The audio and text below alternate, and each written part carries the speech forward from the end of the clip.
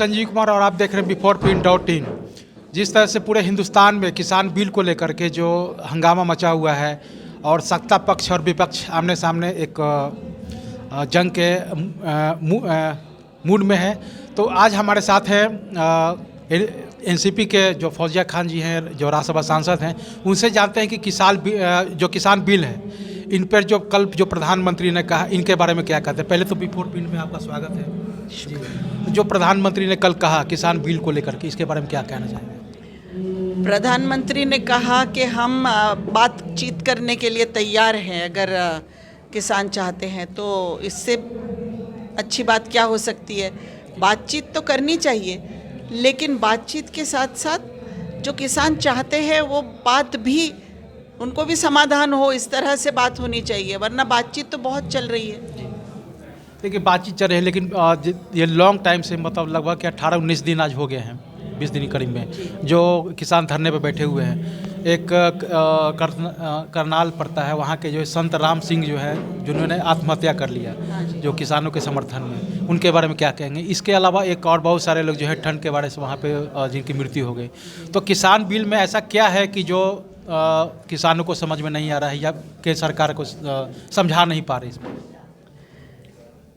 देखिए, इस देश में असुरक्षितता जो दिलों में है, आज किसी भी समाज को ले लीजिए, असुरक्षित महसूस कर रहा है। उसी तरह किसान भी असुरक्षित महसूस कर रहे हैं कि ये जो सामने दिखाया जा रहा है और पीछे इसके जो कुछ है वो एक नहीं है, और इसीलिए ये इनसिक्योरिटी की वजह से आज ये किसान इतने लंबे अरसे तक बैठे हैं। अगर उनको ये विश्वास हो जाए कि नीयत साफ है तो ये इतना बड़ा आंदोलन होगा नहीं। इतने लोग जान दे रहे हैं। सबसे पहले तो मैं करनाल सिंह को अपनी तरफ से श्रद्धांजलि पेश करती हूँ। जितने लोग वहाँ पर जिनकी मृत्यु हुई है, उन सबको श्रद्धांजलि देती हूँ कि इतनी बहादुरी के साथ वो अपने अधिकार के लिए लड़ रहे हैं।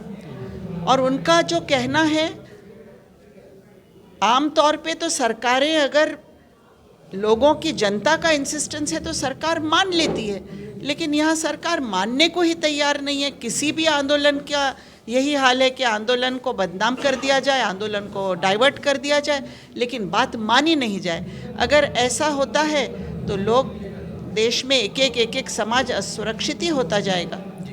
जिस तरह से आप बिहार के दौरे पे आए हैं, तो जिस तरह से बिहार में एनडीए गठबंधन है, ठीक है, तो जिस तरह से यहाँ पे शराबबंदी या जो भ्रष्टाचार है, इसको लेकर के जो एनडीए की जो गठबंधन है, जो बीजेपी है, वो लगातार जो है नीतीश पे हमलावर मतलब हमला किए जा रहे हैं। भ्रष्टाचार है, शराब पे कंट्रोल नहीं कर रहे हैं, लॉ एंड ऑर्डर पे लेकर जो बीजेपी अटैक है, जिनमें गठबंधन के हैं, इसके बावजूद भी आप जो बिहार के सीएम हैं उस पर अटैक कर रहे हैं, इसके बारे में क्या।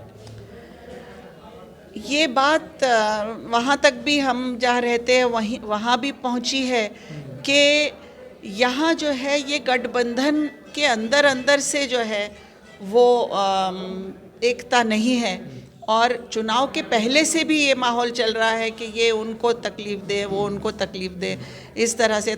तब भी अब जब चुनाव हो गया तो एक जगह आ गए हैं, लेकिन इस तरह का अगर माहौल रहेगा एक दूसरे को डिमीन करने का, तो ये गठबंधन चलेगा कैसा, ये हम जैसे लोगों के दिमाग में बात आती है। जी, अब जैसे जो बिहार की जदयू पार्टी जो बंगाल में इलेक्शन होने वाला है, इसको लेकर भी जब जदयू का है कि जिस तरह से भाजपा ने हमसे बदला लिया है लोजपा को यहाँ पे खड़ा करके, इसी तरह से हम बंगाल में भी बदला लेंगे। तो इसी को लेकर वहाँ भी सीट खड़ा कर रहे हैं नीतीश जी, जो जहाँ पे बीजेपी खड़े होंगे वहाँ पे वो अपना कैंडिडेट खड़ा करेंगे जी। तो क्या लगता है इसके बारे में, ये सही कर रहे हैं जदयू जी। अब ये उनकी इंटरनल राजनीति है, इस पे मैं क्या बोल सकती हूँ, क्योंकि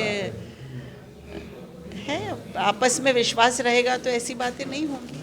वो कल ही जो है ये टिप्पणी जो आरजेडी के हैं शिवानंद तिवारी जी ने कहा कि जो कांग्रेस पार्टी है बिना पतवार के हैं, जो सोनिया गांधी हैं, राहुल गांधी हैं, ठीक है, मैं कोई लीडर नहीं है जो संघर्ष कर सके, जो अटैक कर सके जो केंद्र सरकार पे। इस पे ऑपोजिशन का काम है इस तरह की बात करना, वो कर रहे हैं। तो आपने सुना जो फौजिया खान जी हैं, जो राज्यसभा के सांसद हैं, इन्होंने क्या कहा कृषि बिल को लेकर के, या जो बिहार सरकार है जिस तरह से आपस में ही जो एक आपस में भिड़ रहे हैं, इसको लेकर इन्होंने स्पष्ट किया कि इस तरह का जो गठबंधन इसमें नहीं होना चाहिए। आइए हम अगले खबरों की तरफ बढ़ते हैं, तब तक के लिए मुझे दीजिए इजाज़त। धन्यवाद।